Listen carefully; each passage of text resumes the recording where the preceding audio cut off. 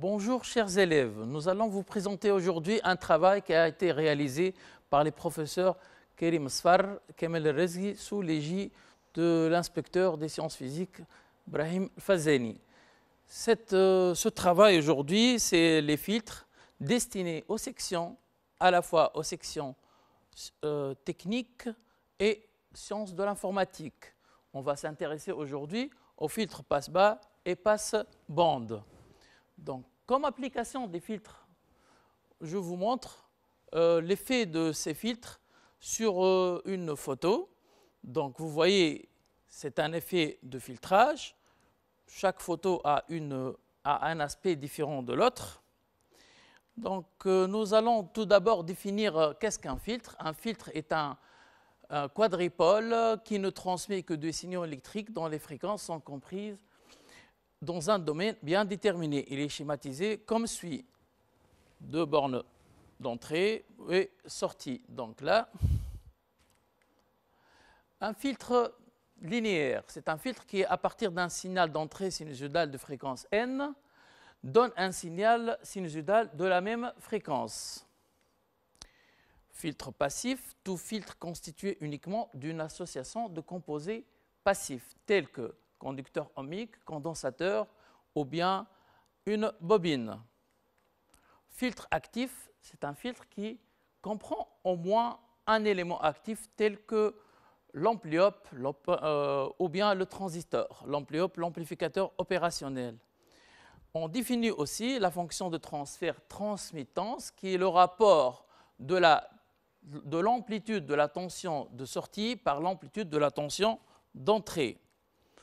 Le gain d'un filtre exprimé en décibels, noté grand G, et s'exprime sous forme G égale à 20 log de T. Je rappelle à nos élèves que ce logarithme est un logarithme décimal, non pas le logarithme népérien. Le filtre est dit passant s'il respecte la condition suivante, si la fonction de transmittance est supérieure ou égale à la transmittance maximale divisée par la racine de 2. Ou bien, à l'aide du gain, il faut que le gain soit supérieur ou égal à G0 moins 3 décibels. G0, c'est le gain maximal. La fréquence de coupure, donc c'est la valeur de la fréquence pour laquelle la fonction de transmittance est égale à la transmittance maximale divisé par la racine de 2, ou bien le gain est égal au gain maximal moins 3 décibels. La bande passante d'un filtre, c'est l'intervalle de fréquence où le filtre est passant. Alors, on va passer à l'étude théorique du filtre passe-bas passif. Voici le schéma du circuit fléché, les tensions sont fléchées. On va donner une orientation de la maille. On va appliquer la loi des mailles. Donc, on obtient US, même sens, plus UR moins UE égale à 0. UR égale à RI d'après la loi d'Ohm. I est égal à dérivée de Q, or Q est égal à CUC, d'où UR égale à RC dérivée de UC. Pardon. Alors, donc on aura l'équation, si on regroupe ces termes-là, on aura l'équation suivante, RC dérivée de UC par rapport au temps plus US égale à UE. Alors, pour trouver la fonction de transfert, nous allons attribuer à chaque terme un vecteur de Fresnel dans l'expression relative à chaque terme. RC oméga US max, c'est l'amplitude du vecteur. Phi S plus pi sur 2, c'est sa phase initiale. Chaque terme de l'équation différentielle, on lui associe un vecteur de Fresnel. Donc la somme devient une somme vectorielle, d'où le schéma ou la construction ou le diagramme de Fresnel suivant. Donc vous voyez ici qu'on a un triangle rectangle. On peut appliquer sur cette construction qui est triangulaire le théorème de Pythagore. On remarque que moins delta phi est négatif, ça veut dire que delta phi est, moins delta phi est positive, donc delta phi est négatif. Quel que soit n, phi s moins phi e est négative, du coup, on a toujours la source est en retard par rapport à l'entrée et en retard de phase. En appliquant le théorème de Pythagore, nous allons obtenir ce terme-là en mettant ES max en facteur. Facteur de 1 plus RC oméga au carré. On en déduit l'expression de la fonction de transfert, puisque je rappelle que c'est le rapport de l'amplitude de la sortie par l'amplitude de l'entrée. On obtient cette expression, bien sûr, en passant à la racine carrée, puisque on a Pythagore, ce sont des expressions au carré, soit en fonction de oméga ou en fonction de la fréquence. On peut remarquer, quelle que soit la fréquence, la transmittance est inférieure à 1, donc le signal n'est pas amplifié. Donc son amplitude de sortie reste toujours inférieure à la limite égale à l'amplitude de l'entrée. Si n tend vers 0, la transmittance tend vers 1. T0 représente T max, la transmittance maximale. En ce qui concerne l'expression du gain, on va appliquer son expression 20 log de t, et en remplaçant t par son expression, nous allons obtenir cette expression. Bien sûr, je rappelle que log de racine de x, c'est 1 demi log de x. Donc, c'est pour cela le 20 devient 10 et en enlevant la racine. Donc, c'est une propriété mathématique. Donc, quel que soit t, quel que soit n, t inférieur à 1, la transmittance est inférieure à 1 et le gain est inférieur à 0. Lorsque n tend vers 0, t tend vers t0 qui est égal à 1. Donc, le maximum de la transmittance, c'est 1 et le maximum du gain, c'est 0. Alors, en ce qui concerne la bande passante et la fréquence de coupure, on va appliquer la condition pour qu'un filtre soit passant, il faut que son gain soit supérieur à G0, le gain maximal, moins 3 décibels, ou à l'aide de la transmittance, il faut que la transmittance soit supérieure à la transmittance maximale divisée par racine de 2. On va travailler avec le gain. Donc le gain maximum, c'est G0. On va remplacer l'expression de G, puisque G0 égale à 0, donc G doit être supérieur ou égal à moins 3 décibels. La réciproque du log, c'est 10 puissance. On va appliquer la réciproque et on obtient 2pi nRC inférieur ou égal à 10 puissance 0,3 qui est de l'ordre de 1,999. Moins 1, c'est à peu près 2 moins 1. Racine de 1, c'est 1. D'où on obtient la fréquence de coupure haute 1 sur 2pi RC.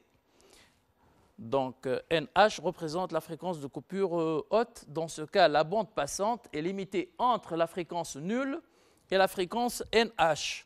Donc vous voyez bien ici que le filtre est passant pour les petites fréquences, d'où son nom, filtre passe bas. Il laisse passer les basses fréquences. Il atténue, les amplitudes des hautes fréquences sont atténuées. On passe. Donc, en ce qui concerne le déphasage, si n tend vers 0, la fréquence tend vers 0, le déphasage tend vers 0. US et UE sont en phase. Si n tend vers NH, delta phi tend vers moins pi sur 4. Si n tend vers l'infini, delta phi tend vers moins pi sur 2. Donc, ils deviennent en quadrature de phase. On va voir ça sur une simulation. On va varier la fréquence. Vous avez un circuit formé d'un résisteur condensateur et une bobine. On va appliquer une tension d'entrée d'amplitude de 10 volts. La fréquence de coupure de ce filtre, c'est 158 Hz, je crois. On va voir pour les basses fréquences.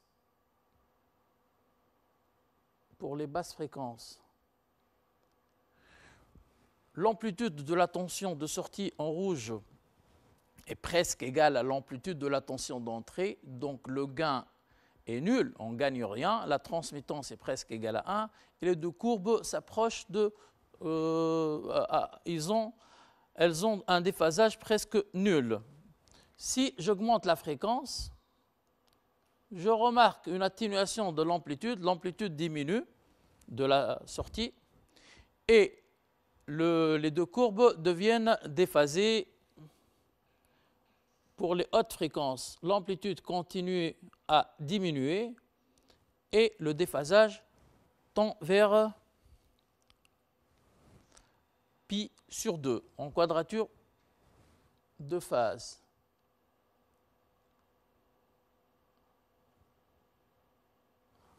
Bon, donc l'entrée est en avance de phase par rapport à la sortie. C'est un moyen de jugement ou un critère d'identification des courbes. Alors, si on vous donne un diagramme contenant un oscillogramme et on vous demande d'identifier laquelle des deux courbes représente l'entrée et la sortie. Donc, dans ce cas de figure, la sortie est toujours quelle que soit la fréquence, est en retard de phase par rapport à l'entrée. On passe donc à le diapo suivant. Alors, l'ensemble des résultats est regroupé dans ces courbes, la courbe de transmittance en fonction de la fréquence. Vous voyez l'aspect, elle présente une transmittance maximale à la valeur 1 et elle s'annule pour les hautes fréquences.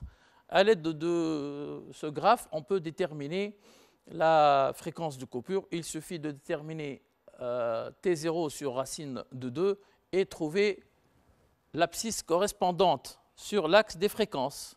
Comme ça, vous déterminez la fréquence de coupure. Courbe de gain.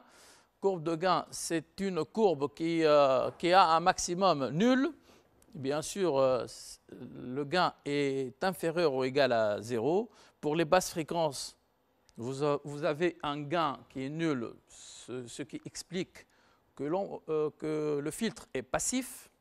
Donc, on ne peut pas avoir un gain supérieur à 0. En plus, il est passe-bas, il laisse passer les filtres, les fréquences basses.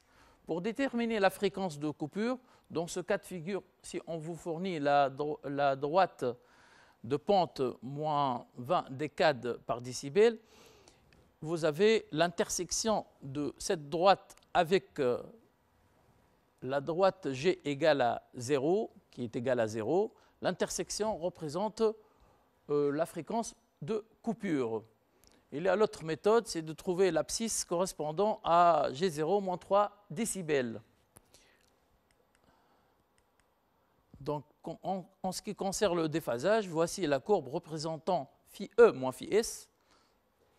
Donc, vous voyez que phi E moins phi S ne dépasse pas pi sur 2, ici en degrés, 90 degrés. Elle est toujours positive, donc phi E moins phi S est toujours positive, quelle que soit la fréquence. Donc, l'entrée, la tension d'entrée est en avance de phase par rapport à la tension de sortie. En plus, pour n égale à n0, vous avez pour n égale à nc, vous avez un angle de pi sur 4. Vous pouvez déterminer la fréquence de coupure. Donc, vous avez trois possibilités pour la détermination, soit à l'aide de la courbe de transmittance, ou bien à la courbe de gain, ou bien à la courbe de déphasage. Alors, on a regroupé les deux courbes de gain et de déphasage. Ici, phi S moins phi E, attention, faites attention, phi S moins phi E. Ce n'est pas phi E moins phi S de tout à l'heure, de la diapo précédente. Et donc, vous voyez ici que la pente moins 20 décibels par décade, l'intersection nous fournit la fréquence de coupure, ou bien, si vous voulez travailler avec G0 moins 3 décibels, vous avez la même abscisse, qui nous fournit la fréquence de coupure. Ou bien, en exploitant la courbe de déphasage, vous trouvez que phi S moins phi E égale à moins pi sur 4, ça veut dire moins 45 degrés. L'abscisse correspondante représente la fréquence de coupure. Donc, vous avez plusieurs choix selon les données de l'exercice du problème. Vous exploitez l'une ou l'autre des méthodes. Alors, on va passer au filtre passe-bas actif qui comprend un élément actif tel que l'amplificateur opérationnel. Alors, vous voyez ici qu'il est formé de condensateurs et de résisteurs et un amplificateur opérationnel alimenté supposé idéal. Donc, les courants d'entrée I plus et I moins sont nuls dans le cas d'un amplificateur opérationnel idéal, ce qui donne une tension différentielle nulle au niveau de l'amplificateur opérationnel. On distingue trois mailles, une maille d'entrée et deux mailles de sortie. La grande maille en vert et une maille en rouge. Donc là, on peut appliquer la loi des mailles sur trois mailles différentes. Alors, pour déterminer l'équation différentielle, bien sûr, on est supposé travailler dans un régime linéaire où la tension de sortie et la tension d'entrée ont une forme sinusoïdale et de même fréquence.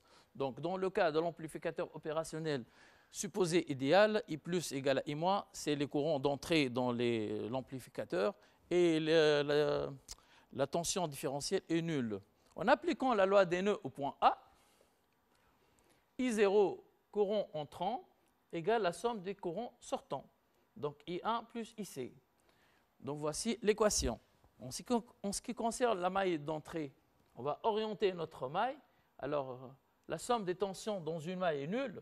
La tension d'entrée plus moins UR0 plus epsilon égale à 0. Ce qui donne cette relation, puisque epsilon est nul, et remplaçons UR0 par la loi d'Ohm, I0 égale à UE sur R0. Donc, on a trouvé une relation qu'on va appeler relation 1 à l'aide de la maille d'entrée. Pour les mailles de sortie, il y en a deux. On va exploiter les deux. La première, c'est la maille comprenant le condensateur. Donc, le sens de la maille, c'est en vert. Donc, dans ce cas, nous allons appliquer la loi des mailles. US, même sens que le sens de la maille, plus UR1, plus epsilon égale à 0. Et en remplaçant epsilon par 0 et UR1 par R1 fois I1, on obtient I1 égale à moins US sur R1. C'est la relation 2. De même, en exploitant l'autre maille qui comprend la tension de sortie et la tension UC et epsilon, nous obtenons aussi IC, dérivée de UC égale à dt, égale à moins dérivée de US par rapport au temps. On va regrouper les trois relations trouvées en appliquant les lois des mailles dans les trois mailles et en exploitant la loi des nœuds I0 égale I1 plus IC, nous obtenons les relations 1 et 2 et 3 en les combinant ensemble. Donc, en remplaçant I0 par U entrée sur R0, I1 moins US sur R1, IC moins dérivée de US par rapport au temps, on obtient l'équation différentielle qui relie US, sa dérivée première et la tension d'entrée. On va associer à chaque terme un vecteur de Fresnel et transformer cette somme en une somme vectorielle. Et nous allons avoir un diagramme de Fresnel. Alors, la représentation de Fresnel est l'expression de la transmittance. Notre objectif, c'est de trouver la transmittance. Donc, puisque la tension de sortie est sinusoïdale, puisque notre filtre est linéaire, et solution de l'équation différentielle, on va remplacer cette expression dans chaque terme. Ces termes-là sont les amplitudes associées à chaque terme dans l'équation différentielle. Donc, les amplitudes et les phases initiales pour chaque vecteur. Donc là, l'objectif, c'est pour représenter la construction de Fresnel afin de l'exploiter pour déterminer l'expression de la transmittance. Voici la construction de Fresnel. Donc là, c'est un triangle. Delta phi, dans ce cas de figure, phi S moins phi E est positif. Donc la sortie est en avance, contrairement au filtre passe-bas passif. Donc là, on va appliquer Pythagore, UE max au carré égale à R0 C oméga US max le tout au carré, plus R0 sur R US max au carré. Nous allons mettre US max en facteur. Donc, on en déduit tout calcul fait, bien sûr. Il faut développer le calcul. Mettre US max sur UE max, c'est l'expression de la transmittance. Et on va avoir R0 sur R1 sur R0 sur la racine de 1 plus R1 C oméga au carré. Donc, c'est l'expression de la transmittance, soit en fonction de oméga ou bien en fonction de la fréquence.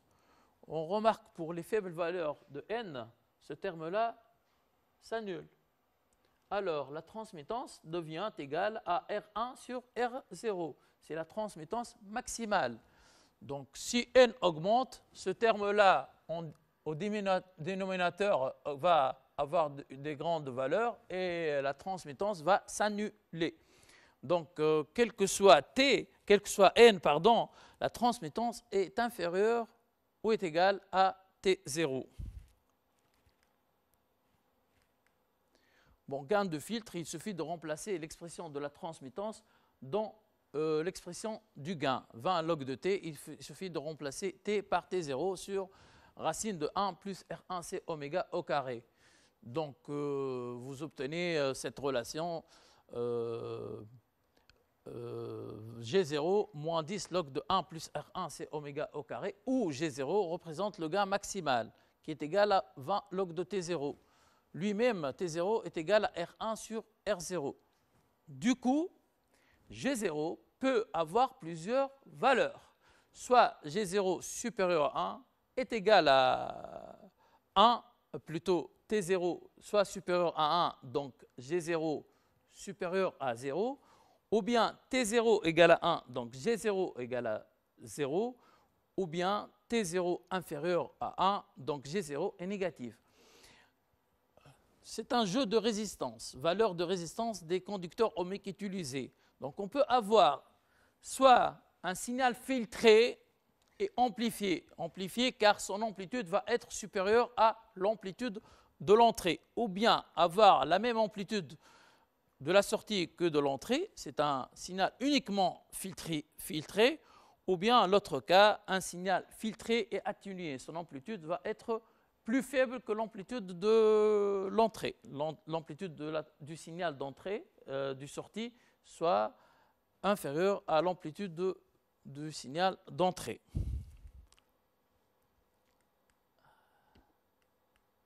Alors, la bande passante à moins 3 décibels, comme tout à l'heure, c'est le même calcul.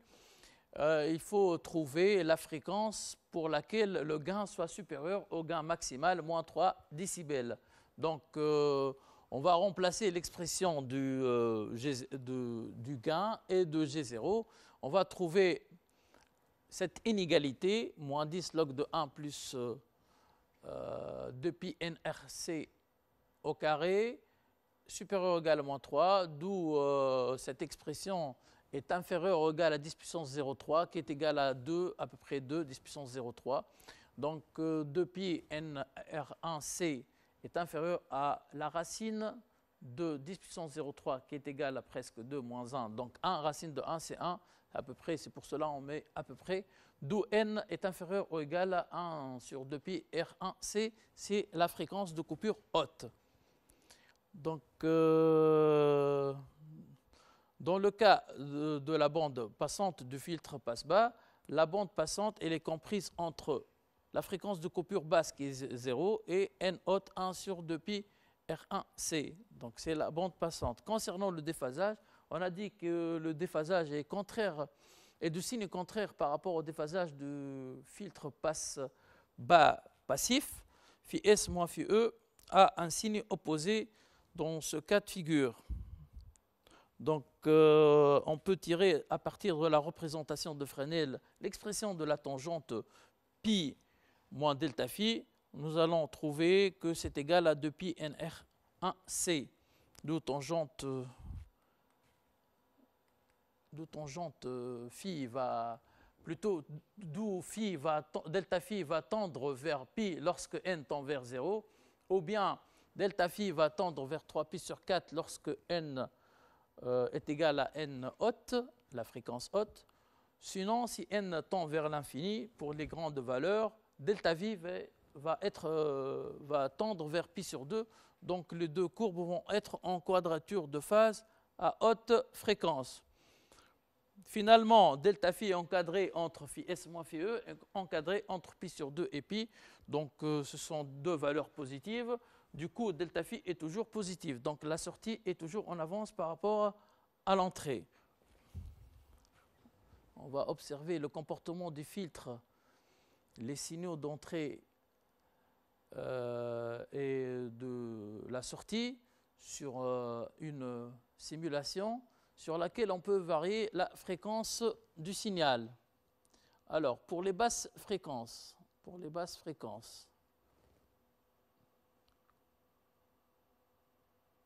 donc vous avez un déphasage qui s'approche de pi, et la tension de sortie a une amplitude supérieure à la tension d'entrée. Donc j'ai choisi un cas de figure où le filtre est amplifiant. Ça veut dire que le gain maximal est supérieur à 0. Donc là, on a une amplitude de sortie supérieure à l'amplitude d'entrée. Et le déphasage s'approche de pi, presque en opposition de phase. On va augmenter la fréquence pour les hautes fréquences. Pour les hautes fréquences,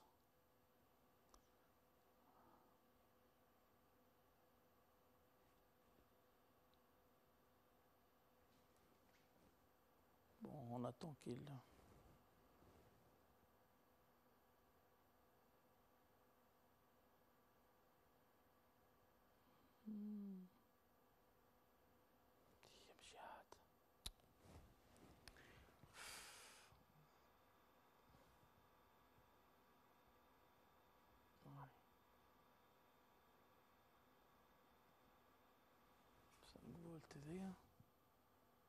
bon, هربت الواحدة. bon قصوا هذه ما حابش تمشي.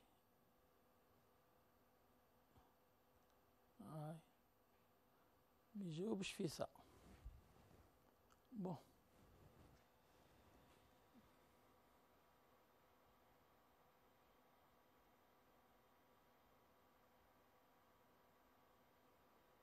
déjà باش نقوي في الفريكونس. on passe هاي مش لازم هذي. عاود تشوف هني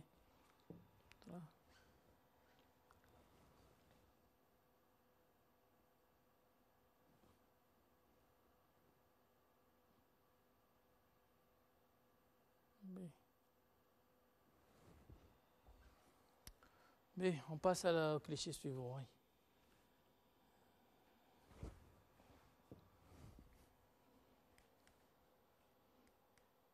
Alors, on va faire un exercice d'application pour mieux fixer nos idées. On réalise un filtre avec un amplificateur idéal et deux résistors, R1 et R2, 427 ohms, et un condensateur de capacité C. On applique à l'entrée du filtre une tension sinusoïdale de fréquence N, variable délivrée par un GBF d'expression UE égale à UE max sinus de pi nt. La courbe de la figure 4 traduit les variations du gain en fonction de la fréquence. Donc là, c'est le schéma du circuit. Donc là, vous voyez ici, on a un amplificateur opérationnel. D'après le schéma du circuit, on peut affirmer que c'est un filtre passe-pas actif, puisqu'il comprend un élément actif déjà. Alors, la courbe du gain de ce filtre possède un gain maximum qui est supérieur à 0. Donc déjà aussi, on peut affirmer que le filtre est actif puisqu'on a un gain supérieur à 0. La première question, préciser en le justifiant si le filtre est considéré actif ou passif. Passe haut ou passe bas. Donc la réponse, c'est un filtre actif puisqu'il contient un dipôle actif qui est l'amplificateur opérationnel. Ou bien à l'aide du graphe G en fonction de n, on remarque que le gain maximum est supérieur à 0. Par définition, si c'est une implication, si le gain est supérieur à 0, on peut affirmer que le filtre est actif. Donc là, c'est un filtre actif. Actif passe bas ou bien passe haut, vous voyez que les basses fréquences ont un gain supérieur aux hautes fréquences. Donc on voit que la courbe présente, elle laisse passer les basses fréquences et atténue les hautes fréquences. Donc on va faire une étude aux limites. Pour n qui tend vers 0, le gain est égal à 3 décibels. Pour n qui tend vers l'infini, les grandes fréquences, le gain tend vers moins l'infini. Il descend. Donc là, c'est un filtre passe bas, actif, les deux ensemble. Alors, déterminer graphiquement le gain maximal, G0, la fréquence de coupure et la bande passante. Le gain maximal, donc cette courbe présente un maximum pour 3 décibels. 1, 2, 3, pardon.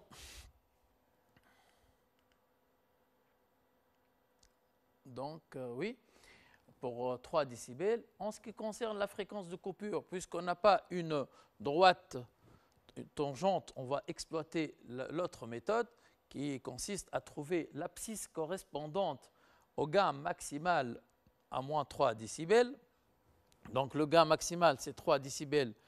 Quand on enlève 3, on obtient, on soustrait un 3, on obtient 0. L'abscisse correspondante à cette valeur correspond à presque 800 Hz. Là, 1000 avant, c'est 900 sur le papier semi-log. La bande passante, c'est l'intervalle de fréquence où le gain est supérieur ou égal au gain maximal moins 3 décibels. Tout cet intervalle correspond à cette condition. Du coup, la bande passante se situe entre 0 et 800 Hz. On va passer. Alors, montrer que l'équation différentielle du filtre s'écrit.